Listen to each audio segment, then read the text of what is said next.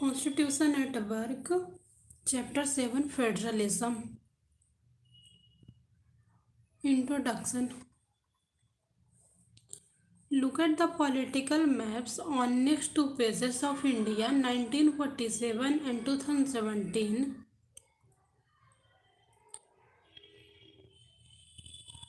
1947 2017 political map of India. They have changed dramatically over the years. Boundaries of states have changed, names of states have changed, and the number of states has changed. When India became independent, we had a number of provinces that the British government had organized only for administrative convenience. Then, a number of princely estates merged with the newly independent Indian Union. These were joined to the existing provinces. This is what you see in the first map. Since then, boundaries of states have been reorganized many times. During this entire period, not only did boundaries of states change, but in some cases, even their names changed according to the wishes of the people of those states. Thus, Mysore changed to Karnataka and Madras became Tamil Nadu. The map show this these large scale changes might have taken place in the span of over 70 years. In a way, these maps also tell us the story of functioning of federalism in India. After studying this chapter, you will be able to understand the following. What is federalism? The federal provisions in the Indian Constitution, the issues involved in the relations between the center and the states, and the special provisions for certain states having a distinct composition and historical features.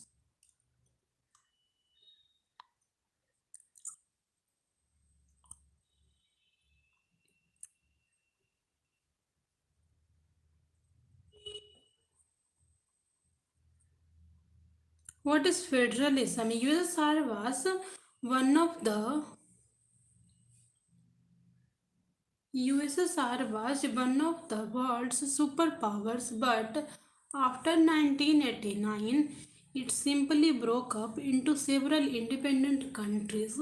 One of the major reasons for its breakup was the excessive centralization and concentration of power and the domination of Russia over other regions with independent languages and culture of their own. Example Uzbekistan. Some other countries like Czechoslovakia, Yugoslavia, and Pakistan also had to face a division of the country.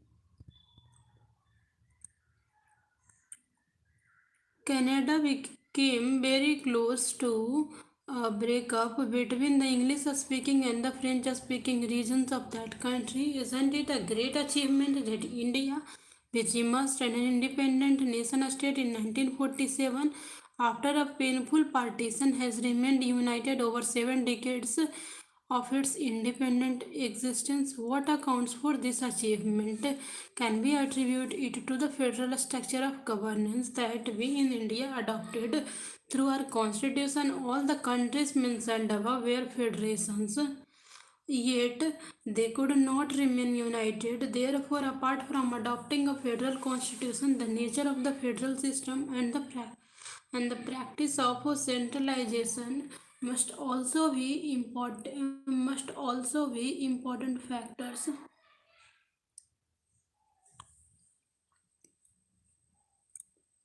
Federalism in West Indies. You may have heard about the cricket team of West Indies, but is there a country called West Indies like India? West Indies was also colonized by the British in 1958. The Federation of West Indies came into being. It had a big it had a big central government.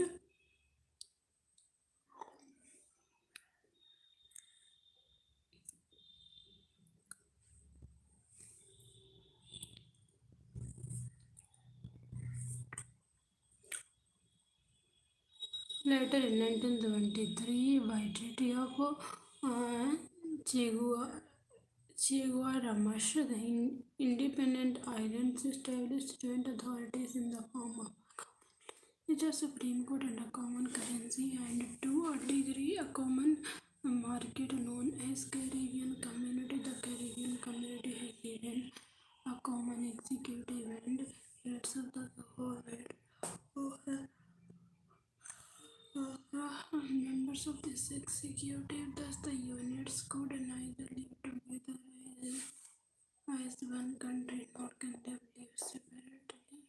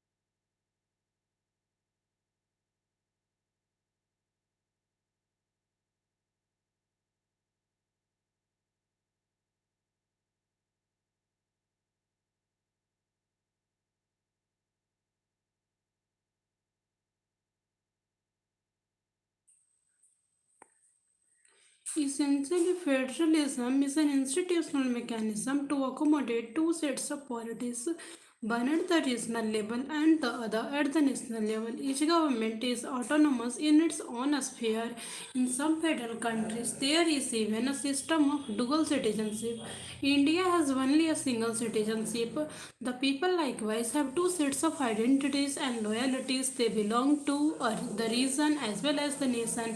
For example, where Gujaratis or Jharkhandis as well as Indians, each level of polity has distinct powers and responsibilities and has a separate system of government. The details of this dual system of government are generally spelled out in a written constitution which is considered to be supreme and which is also the source of power of both sets of government. Certain subjects which concern the nation as a whole, for example, defense or currency, are the responsibility of the union or the central government.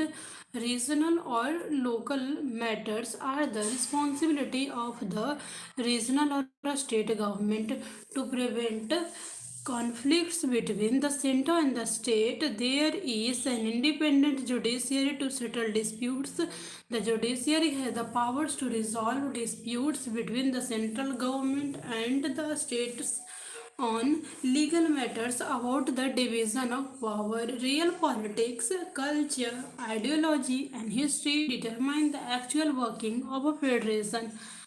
A culture of trust, cooperation, mutual respect, and restraint helps federations to function smoothly. Political parties also determine the way a constitution would work if any single unit or a state or linguistic group or ideology comes to dominate the entire federation. It could generate a deep resentment among people or its units not sharing the dominant voice. These situations could lead to demands for secession by the aggrieved units or could even result in civil wars. Many countries are embroiled in such conflict situations.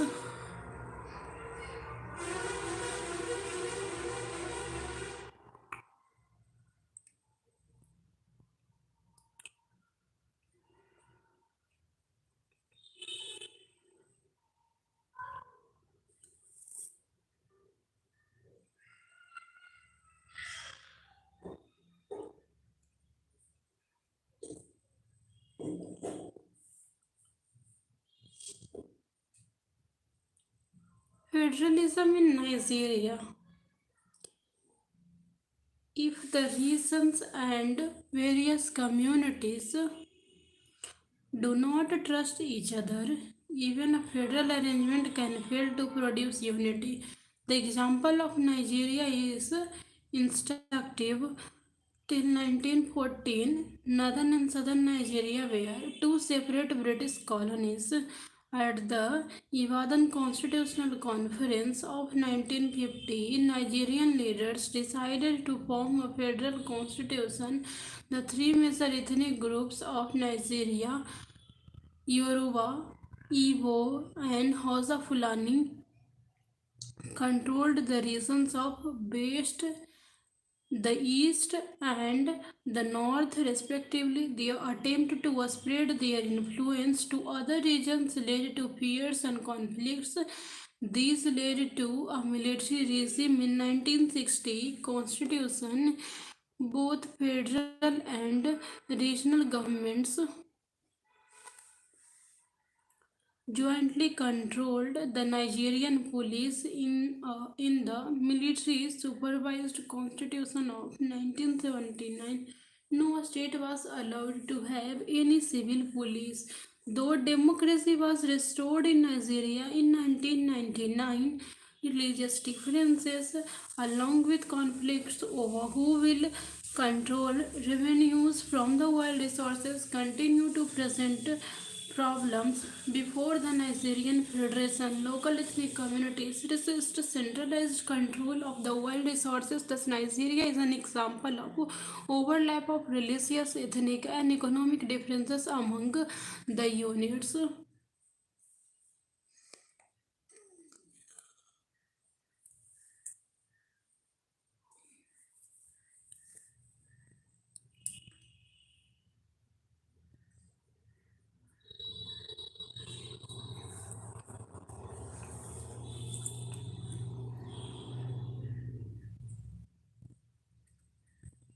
Federalism in the Indian Constitution.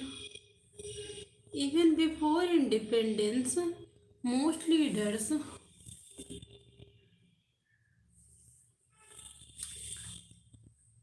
Even before independence, most leaders of our national movement were aware that to govern a large country like ours, it would be necessary to divide the powers between provinces and the central government. There was also awareness that Indian society had regional diversity and linguistic diversity. This diversity needed recognition. People of different regions and languages had to share power, and in each region, people of that region should govern themselves. This was only logical if we wanted a democratic government. The only question was what should be the extent of powers to be enjoyed by the regional governments in view of the agitation of the Muslim League for greater representation to the Muslims. A compromise formula to give very large powers to the regions was discussed during the negotiations before partition. Once the decision to partition India was taken, the Constituent Assembly decided to frame a government that would be based on the principles of unity and cooperation between the center and the states and separate powers to the states. The most important feature of the federal system adopted by the Indian Constitution is the principle that relations between the states and the center would be based on cooperation. Thus, while recognizing diversity, the Constitution emphasized unity. Do you know, for example, that the Constitution of India does not even mention the word federation? This is how the Constitution describes India.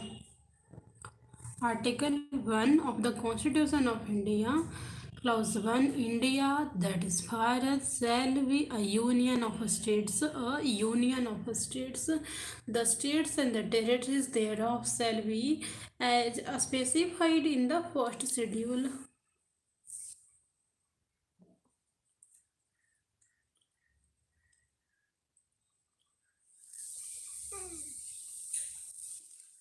Division of powers. Division of powers. There are two sets of government created by the Indian Constitution, one for the entire nation called the Union Government or Central Government, and one for each unit or a state called the State Government. Both of these have a constitutional status and clearly identified area of activity. Is there If there is any dispute about which powers come under the control of the union and which under the states, this can be resolved by the judiciary on the basis of constitutional provisions. The Constitution clearly demarcates subjects which are under the exclusive domain of the Union and those under the states. Study the chart given on the next page carefully. It shows how powers are distributed between the center and the states.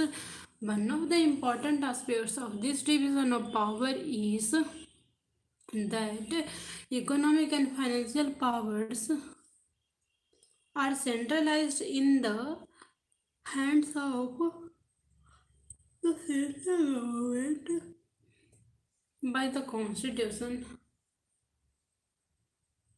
The states have immense responsibilities but very meager revenue sources.